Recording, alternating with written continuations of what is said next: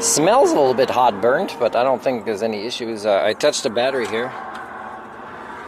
It's not hot. Look, I cleaned a lot of the corrosion. See how quickly it comes back. I bought a spray. Even opened up this, sprayed a lot of wires myself.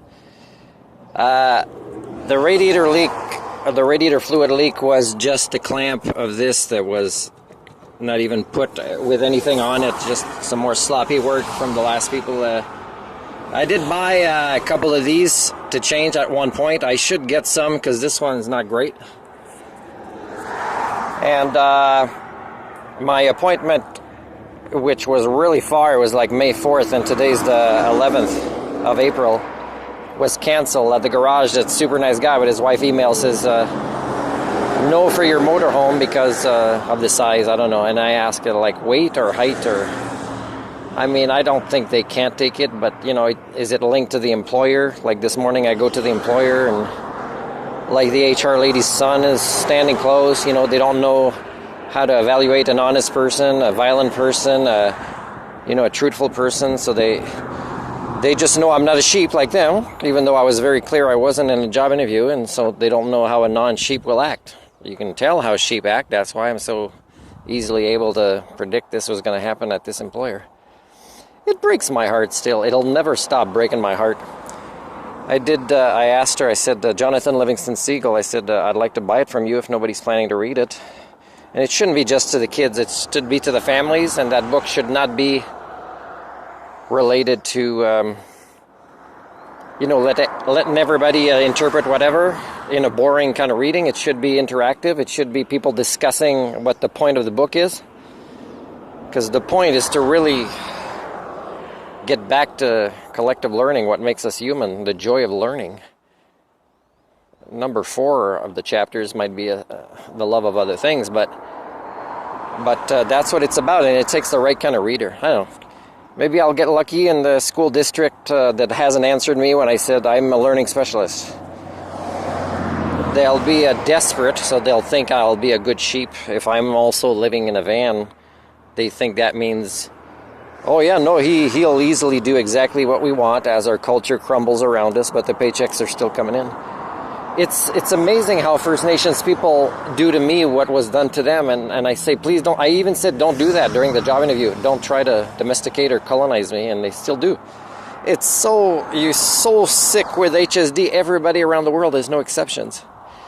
The library is just horrible customer service. Like, they don't care about talking to people that much.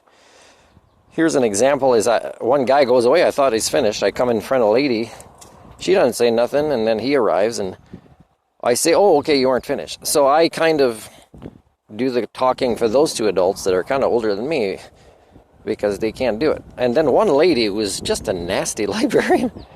Like, she happens to turn the corner when I'm opening up a throat lozenge, Halls. And she doesn't even look long enough. She just loves criticizing people, pointing out these rules. So she's pointing at the sign already without even looking to see what it is. And I say, are you talking to me? Because she says, oh, there's no eating or drink. It's like, I already know this rule, first of all. And she knows that. And, you know, I saw her brushing her horse one time when I was with families and the horses that I'll probably never see again. It's ridiculous. And I missed the 2 horses, Jackson and Keeper. And I think they were going to like me, especially Keeper. I noticed she kind of appreciated me. Jackson is a bit of a rowdy fella, but he knows that I'll be playful with him with boundaries. So that's the impression I got of the horses, the limited time that I was able to spend with them. Not as much as the clients did. Anyways, getting back to this library lady, I said, are you talking to me? When she's spouting out the rules again. And I said, are you saying this for a throat lozenge? And then she did say, excuse me, I didn't know it was a throat lozenge. But she didn't know because she's got to ask herself questions how she could know. Like, as she's right beside me, she could see that's what it is. She's just jumping on that. That's the same lady that when I had an accident in the vehicle, I'm not going to be specific about it. I think it's just a lot of the food safe that, again, I see today at the Salvation Army. Big food safe issues. Nobody calls anybody on it. And nobody has one lady is kind of butchy and she's comfortable kind of setting boundaries. But I mean, if somebody like throws a knife at her, she's not going to know what to do other than just she feels tough.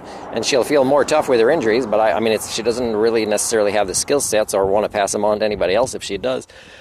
Anyways, Salvation Army made me sick, so a little accident there. So when I returned those books to that librarian that's there at the time, I said, do you have an ultraviolet machine? Because I've been sick and you should, sterilize these books. She didn't care. She said, no, we don't do that, whatever. So she'll enforce the rule where she thought I was, I don't know, eating a tiny little thing, but not protect anybody else. Salvation Army thinks they're saving souls when they're not protecting anybody else. And the library thing is really discouraging, though. That librarians don't have people skills and they don't care to really make efforts to communicate. Like there's just a few there. One guy is all right, but one lady's all right too. But most are kind of. There's an older lady that goes there. I don't know if she used to work there, a really older lady. She's got one hell of a superiority attitude. And it's funny because, she probably thinks she's the smartest in this city or town. And people will say, well, Martin, don't you think that? Well, I think I'm probably on the top 10 list, but I mean, I want to be tested for it and I want to be challenged for it. I don't know that she could handle it.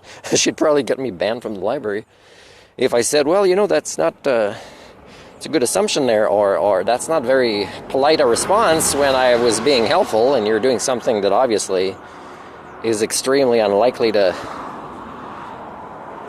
be, she was cleaning the notepad thing instead of, I was just kind of tell her it's locked. I don't know. She doesn't work there, but she was kind of bossy with the people inside, so maybe she used it, I don't know. Anyways, I can't wait to leave here. So it looks like I have to fix a lot of things on my own, and maybe I'm going to be happy with that and save money. But I still paid a month because the employer I was given a chance to with all the red flags still at the campground. I can't afford to leave early when I already paid. And what else did I want to say? Hold on. I kind of do want to see that Asian girl again at the badminton, so I'll probably go tomorrow. But I was grouchy today there, well, not with people, but I was tired, and it turns out I didn't take my pill before noon, my second pill, so it turns out modafinil is still, I was feeling like less motivated or tired when I knew I wanted to do a lot, so it made me grouchy. But it was also, no emails from everything I sent out in the last week. When I show up at this employer, she said, I wanted to answer you, but you didn't have to return all the stuff. We were trusting you to destroy it. But I still wanted to give the book to one of the girls that has an interest in astronomy, and this was about planet Earth and with a lot of nice coloring. It's already colored, but she'd have ideas about doing more coloring from that book. I would have liked to spend time with her in that book. But again, that family, I would say, like the parents are, I think, more functional than a lot of the staff. And one thing I wanted to do is, and this is, you might say there's privacy, but okay, I'll make it as general as possible. I was going to ask the counselor of these kids, this family, which one of these three kids do you think is the hardest to help? And I'm very likely, I believe he was going to get the order exactly opposite to mine. And because he was going to evaluate that by how challenging it was going to be for him to interact with these youth, and not how challenging the problem of the youth was. So it would have been a great point if I had been part of the training to discuss this after this group finished and say, remember these kids? What's your opinions, the ones that worked? And then I would say, well, I have the reverse opinion, because most people would have said the other way. And here's why, and that would have been a great learning experience if I would have been allowed to partake in some team building that I give or receive with this employer. But again, I said in the email, I said I'm not feeling that insulted, but I mean, here's only 6 recommendations. One that does piss me off most is the prayers of a person that was going to be my supervisor if he ever showed up during the week time that I was there. But he showed up, I don't know, for something. Again, I said, don't do this in the job interview, and he showed up for that happening anyways. where the temporary supervisor I had that was replacing him, because he's having a bad week, but he doesn't say what it is this is going to be my psychohistory. I'm going to post it much later. I just need to say all this stuff because it's frustrating being among you and just people like closing doors when you kind of act exactly like who you said you were, and you ask them, don't be like this with me, you're going to lose me, this is what I got to give, and people just decide to be sheep, and when they see I'm not a sheep, then things kind of start looking weird. And you know, I mean, I don't want to be paranoid, but patterns do kind of accelerate. Like, for example, it's kind of weird that I spent a lot of time at this garage a couple of times, and he made the appointment, and suddenly I'm hearing on the same day that I returned his stuff to the employer that, you know, they're not going to take the appointment. So it's kind of weird, right? And that employer never kind of followed up with all their interest in helping me repair it, and it's just fake stuff. It's just, yeah, it's a lot of fake stuff. Anyways, I did stop just to check things. So there's a lot I can do on my own, and being angry again, so missing that pill, for example, makes me angry. But the way I deal with anger is it motivates me. I've said this before, and it makes me rely less on people. It makes me kind of not overlook the red flags, know there's no sense of community here, and prepare myself for a particular deadline to leave, where all my things are fixed, my budget is reliable for leaving, and even look for work for where I'm going before I go.